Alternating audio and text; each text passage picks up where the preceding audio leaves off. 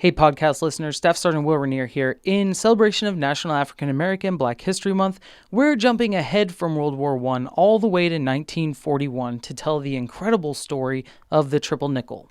Enjoy. Today on the All-American Legacy Podcast. If you was a paratrooper and you were black, there was only one place in the whole army you could go. The Triple Nickle was at that time a very highly trained battalion. Smoke jumpers. I was paratrooper. I was trying to avoid trees, and here they jumping into them. It was just really a mix of wow, what a history here, what a legacy. How exciting is this? And the nation doesn't know. The nation doesn't know. This is the 82nd Airborne Division, fearless among fighting units. From Fort Bragg, home of the Airborne and the center of the military universe, this is the All-American Legacy Podcast, an inside look at the 100-year history of the 82nd. They are all American, all the way.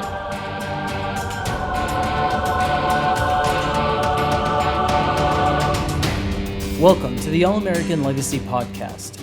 I'm your host, Staff Sergeant Will Reinier from the 82nd Airborne Division Public Affairs Office.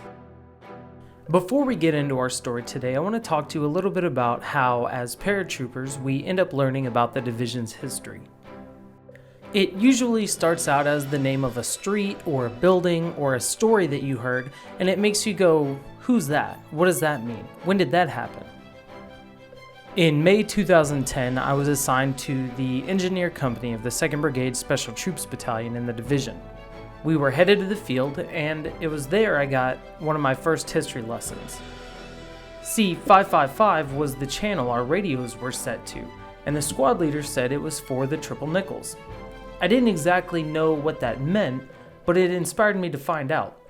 And one of the voices we'll hear from today, Kip Ward, had a similar experience. I didn't know about the Triple Nickle as a lieutenant in 82nd. I wish I had known, but I didn't have. It just wasn't something that was on my radar screen. It wasn't being talked about. No one, it just wasn't there. And it must have been because I ran into an NCO, and I was over in Europe in a mechanized outfit. He was a paratrooper, and we were talking and whatnot. He talked about the Triple Nickle. He was a paratrooper. He was a master paratrooper, and so was I. And so we both struck up a conversation. Here we are in this mechanized outfit, and we're both master blasters. So he and I started talking. He just started telling me about Triple Nickles and this legacy. And it's wow, that's just kind of unique, big deal. So that was when I first learned about the Triple Nickle. And so I imagine that's how most of us learn the division's history. But what about the people who never went to the field, or never had to fill a radio, or never walked around the division area? Would they just never get exposed to stories like the Triple Nickle? Luckily, that's what we're going to talk about today. America's first all-black airborne unit, and the first integrated unit, not just in the division, but in the Army.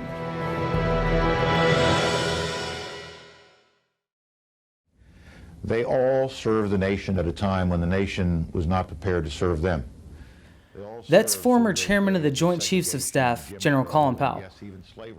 For these heroes, the military was the only place they could demonstrate their equality within American society.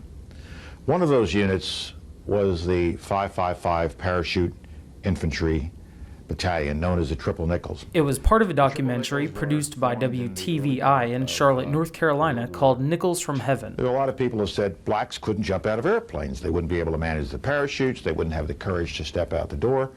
And the fact of the matter is, sure, they could, and yes, they did. And they did it. We're going to go back to that documentary a lot during this episode, and I'll tell you why later. But before we get too deep in this story, you really have to go back to America in the 40s to understand some of the context.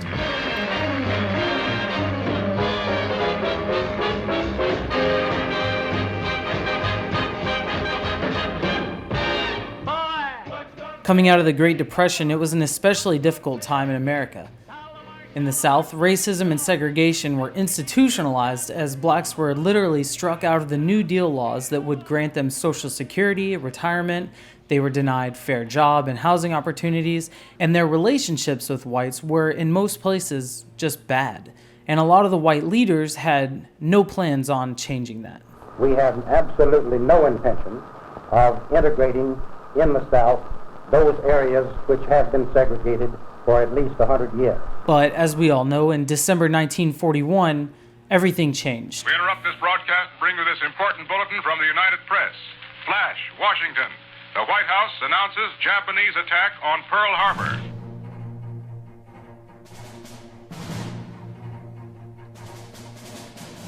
At that time, the United States had declared war on Japan, Germany, and Italy when the Japanese bombed Pearl Harbor.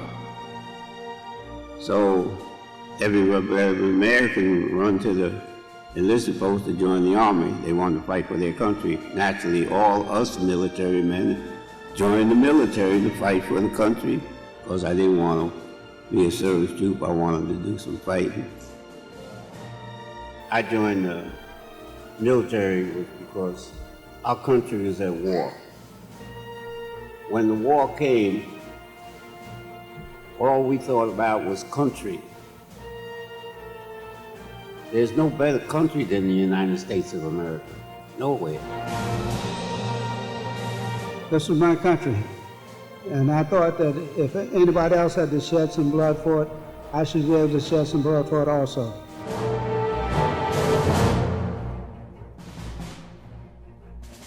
Those were some of the original Triple Nickle paratroopers at a panel hosted by Norfolk State University in 2016. And the thing that really strikes me about these clips is that you can't tell what color these men are.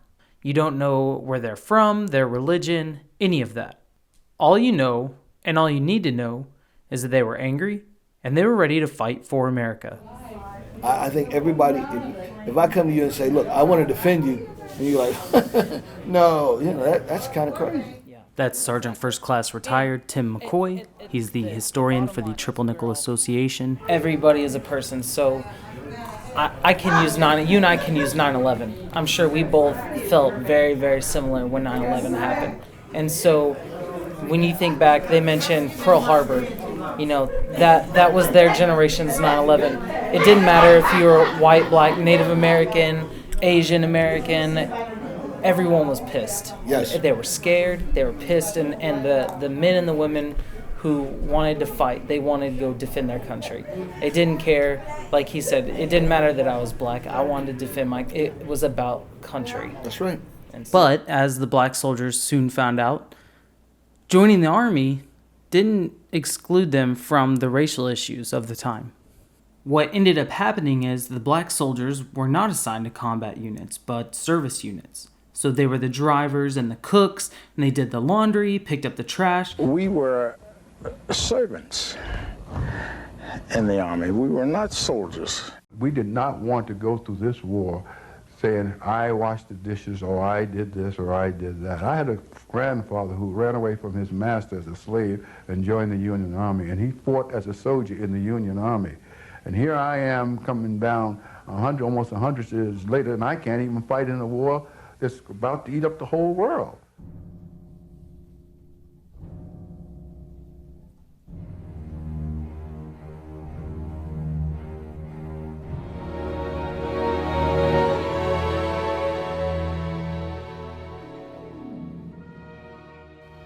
So when they got word that the Army was starting an experimental all-black airborne unit, some of them saw it as their only way out.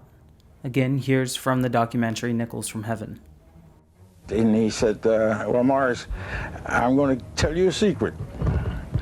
In a few weeks, I'm going to get orders from Washington activating a 555 Parachute Infantry Company. Would you like to be the first sergeant of that company? And of course, I said yes, and I was as happy as you can imagine anyone. The orders finally came in late 1943. That next year, Morris and 19 other soldiers from bases around the country filled the initial test platoon of the 555th. And in time, this group would be known as the Triple Nickles. Never had 17 better people. They listened to me, they'd done their work, and they were very interested in what they were doing. They wanted to be ahead, and they got ahead. Even while training and earning their airborne wings, the Triple Nickle faced racial discrimination at Fort Benning. Fort Benning, you could cut prejudice. You could see it. You could see prejudice. You could smell it. It was an atmosphere. It was very difficult to operate there. When we were down at Benning, you weren't permitted to go to the main PX. You weren't permitted to go to the main theater because you were black. When the town was segregated, if they walked into a store and they were second in line in uniform, white person could walk in front of them. That's the way that was the custom. If you were second in line, you became third. And in spite of all of that, as word of the Triple Nickle spread, their ranks grew. So I asked him, I said, sir, what is that? He said, oh, that's a all-black outfit in Fort Bragg, North Carolina. And if you join that, you won't have to pick up paper, with a stick or whatnot. So the next day, they shipped my butt out from Fort Jackson, South Carolina, to Fort Bragg, North Carolina. And when I got there, that's when I got involved into the Triple Nickle. And soon, they became the 555th Parachute Infantry Battalion.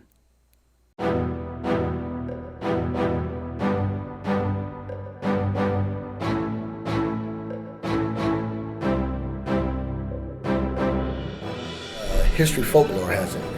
What General Davis actually did come down and watch the third jump. He asked, what is the standard size of a parachute infantry unit in combat? And they said, well, it's a battalion. And they said, well, why are you only making a company? So now, standing under the colors of a full battalion, the 555 was assigned to Camp McCall, just west of Fort Bragg, in late 1944. There, they quickly made a name for themselves as one of the most trained and most ready battalions in the Army. They were ready to join the rest of the airborne units in Europe, but instead of orders to the front, they heard, "Thanks, but no thanks. We don't want any black paratroopers." Now the Army's got 450 young black men, paratroopers, tough, disciplined, and no place to put them. It was anger to us because we wanted to get overseas and have some combat duty, but we're being denied that as being an North Battalion. We're going to take a black parachute unit and send that overseas. Who wanted black parachute unit overseas? None of the division commanders asked for us. The ETO did not ask for us. And you didn't have any commanders going to say, yes, we can really use black paratroopers here. Bring them over. General Mark Clark didn't want black paratroopers. He thought that the black paratroopers and the white paratroopers would not get along. They would fight like they did in this country at that time. And General MacArthur didn't want black paratroopers in the Pacific. So there we were, a highly trained battalion, no place to go.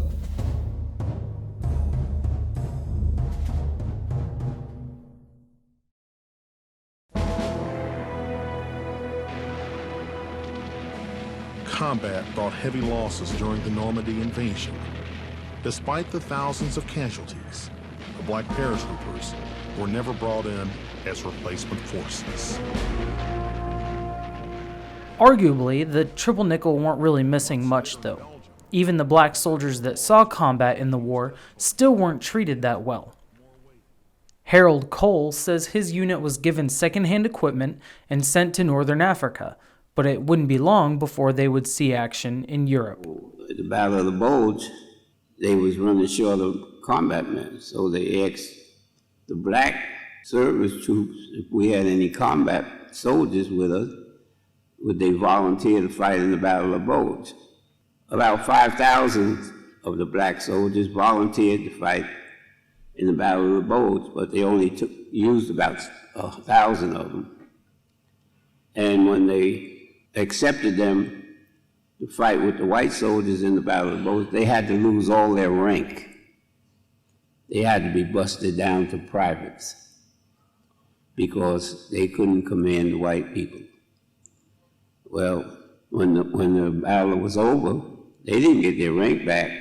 It would take about 53 years before the more than 2,200 black soldiers who fought in the Battle of the Bulge would earn medals for their service and have their rank restored.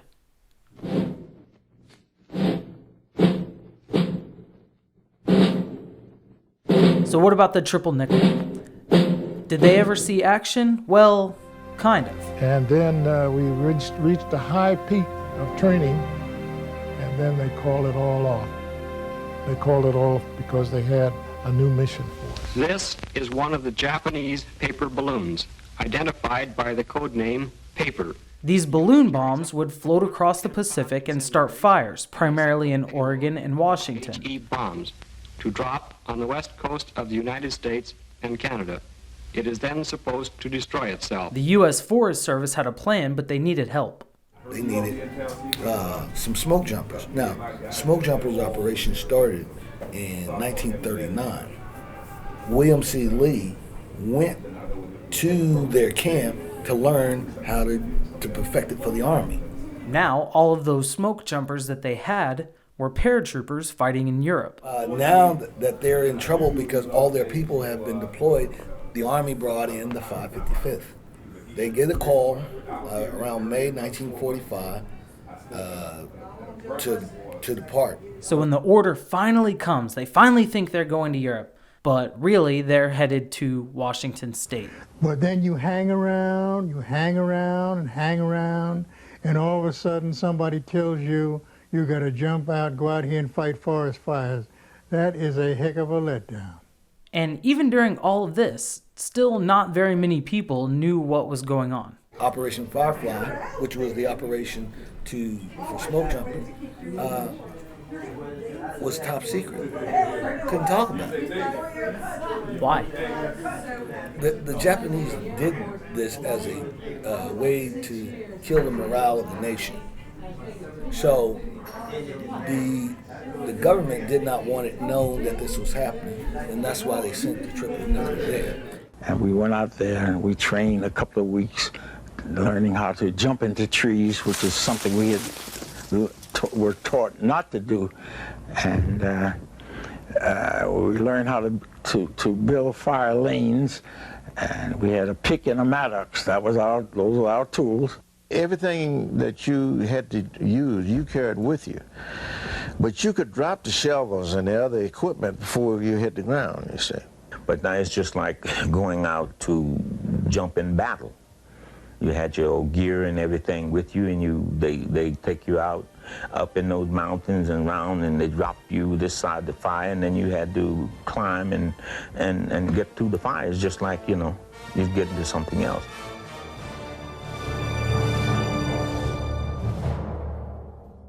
So I want to pause right here and talk about this, because this is hands down one of the biggest accomplishments of the Triple Nickle during World War II. What they did is they sent 300 of their smoke jumpers to the Pacific Northwest, and on the orders that they would jump out in full equipment into these wooded, mountainous areas, and they would essentially fight fires. So not only do they have the daunting task of halting and stopping these fires, but they have to jump in and actually move toward these fires. So here they are, covered head to toe in all of this equipment and gear that they need to be able to pass through the trees. They're loaded down with equipment, their shovels and pickaxes and everything else that they're going to need, because there's no other way to get the equipment to them. There's no other way to get the people to these fires. So between April and October 1945, the unit as a whole made about 1,200 jumps and helped suppress 36 fires just in that short amount of time. It was a thankless job. Yeah. One of the darkest days during Operation Firefly was August 6, 1945. The jumpers are out on a call, and they jump into the trees, which is nothing out of the ordinary for them. They've got special suits to help sustain the fall, and they're jumping with ropes so they can start to climb down. But one of the Triple Nickles, Private First Class Malvin Brown, is climbing down from a tree when he loses his grip, and he ends up falling about 150 feet into a rocky creek bed. Unfortunately, Malvin Brown died almost instantaneously. About 4 days later, his remains were sent home back to Pennsylvania, where he was buried. When the Triple Nickles returned to North Carolina after completing their mission, there was no medals, there was no ceremony, there was no thanks. However, one general saw it fit to welcome them home appropriately. a division commander, Jim Gavin, who knows of these men and says, hey, this is too much talent to just have sitting to the side. I see their professionalism, I see their discipline, I see their pride in serving their nation, even though they don't receive the treatment that they deserve, that other Americans receive. But in spite of all that, they still serve with honor and distinction. This is the jump-off. This is Operation Homecoming, the last official mission of the all-American 82nd Airborne Division.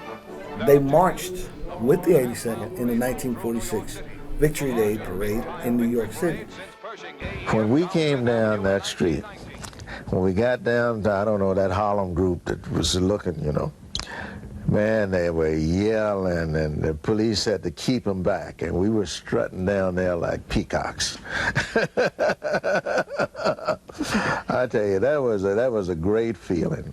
The Triple Nickle survived only from 1944, early 1944, until December 13, 1947.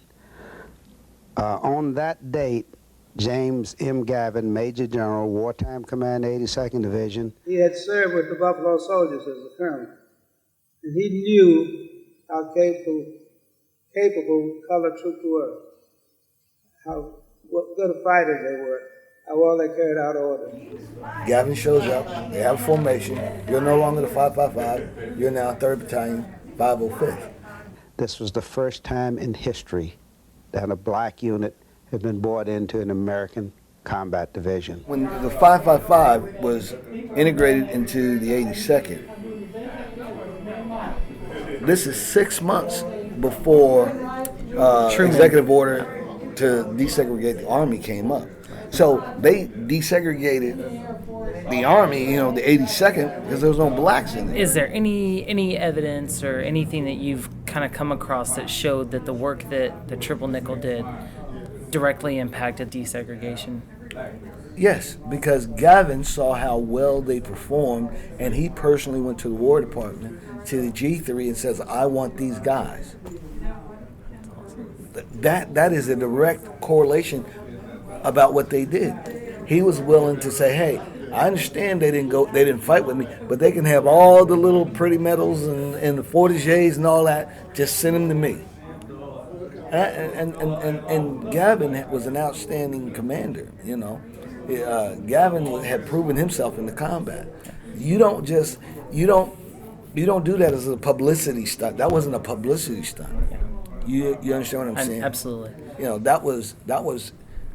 He was a man ahead of his time. But these guys didn't see themselves as, we've made history. It was a job. I did it. Let's move on with it. But looking back, these men had made history. So to get some context for what that means for our paratroopers today, I sat down with retired General Kip Ward, who we heard from earlier in the show. General Ward was an assistant division commander at the 82nd Airborne Division, as well as the 1st AFRICOM commander. Young black paratroopers, but as well as all paratroopers, you need to know that, the things that we do today, the things that they do today, are based upon things that have gone on before them. There was something that happened before them that helped set conditions, that helped lay foundational frameworks for how things now move. These Triple Nickle paratroopers, and how the pride they had in maintaining their uniform, how they wore their uniform, how they marched, how they conducted themselves in operations, in spite of conditions that weren't always favorable, but yet and still persevere to get the mission done. It's those sorts of things that folks need to know about, because they don't just happen. It's important that paratroopers of the day understand that, because they say, well, where does it come from? Well, it comes from those sorts of men who did what they did when they did it. And when you don't continue to tell that story, the importance of what you do today is less. How important it is to the nation doesn't take on quite the same meaning. And the fact that when you sacrifice in today's set, you know that, hey, there have been other sacrifices also made, and I'm just adding to that service of excellence. And that's the reason why understanding what these men did, when they did it, how they did it, is important to today. And the thing that most I won't say disturbs me, that concerns me is that, once this generation is no longer with us, will the story die? Will it no longer be told? Will it fade away?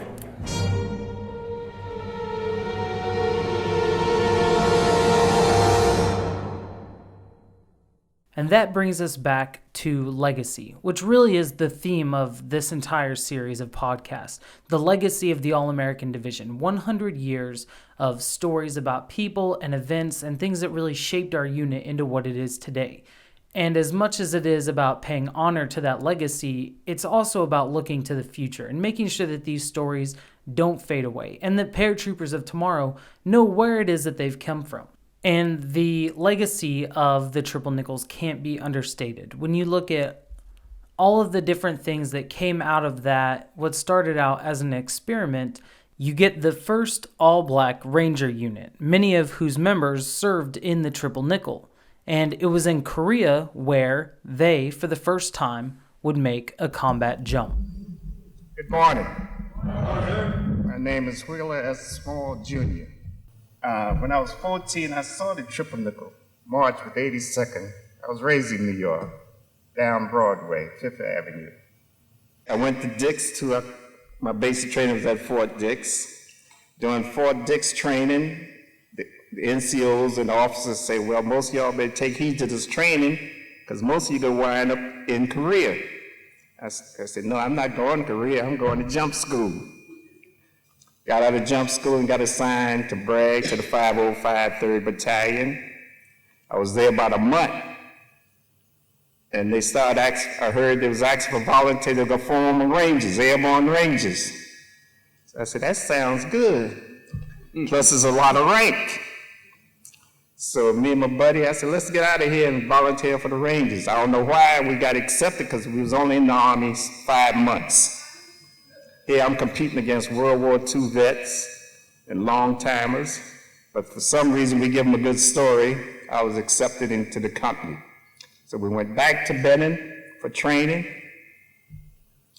and we was the only black company they trained. They had 14 companies and one black company. We arrived in Korea in December the 25th. And I was on my way up back to the 7th Division, but we had an officer on the train said, no, the company's not on the front line anymore. They're back in Daegu, preparing to train for a combat jump with the 187th. So we made the combat jump. We had to fight a whole battalion of the enemy. We took the hill, they ran us off the hill. The executive officer called in artillery, and we went back and took the hill. That was our greatest battle. 2nd Ranger Company served 8 months on and off the line and did a hell of a job. Very proud. We was probably was the last all-black outfit in the military. We was the only black unit that made a combat jump. So while the 555th Parachute Infantry Battalion would eventually become the 3rd Battalion 505th Airborne Infantry Regiment in the 82nd Airborne Division, members of the Triple Nickel would go on to fill the formations of units like the 503rd Airborne Anti-Aircraft Battalion and the 80th Airborne Anti-Aircraft Battalion, as well as the 98th Airborne Field Artillery Battalion, cadre to the 188th Airborne Infantry Regiment, and also the 82nd Airborne Ranger Company. So the spirit of the Triple Nickels didn't die when the colors were furled. It lives today in each one of us. And Sam Boyd, who is a company commander in Vietnam for the 82nd Airborne Division, reflects on that spirit even now. 82nd Airborne, Triple Nickel, you're talking about people that are above the average and who wanted to be above the average. These good men were not accepted one time, and that is not to say anything in derogation of them. That speaks ill of us. The spirit of the Triple Nickel is the breakthrough spirit. It's the spirit that says, I'm in charge of my destiny, and I will not quit. And you're not a loser until you quit.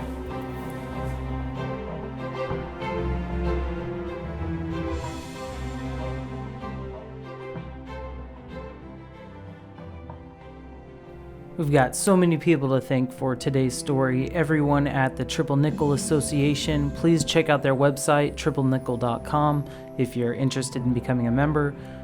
Especially Sergeant First Class retired Tim McCoy, General retired William Kip Ward, Sam Boyd, WTVI Charlotte, for letting me borrow so much from their documentary Nickels from Heaven, and you for listening. Please remember you can subscribe to the All American Legacy podcast in iTunes or wherever you get your podcasts. Leave us a review and share this with your friends. All of those things help our visibility, which help others find the show. So from the All American Legacy podcast, I'm Staff Sergeant Will Reinier, Airborne all the way.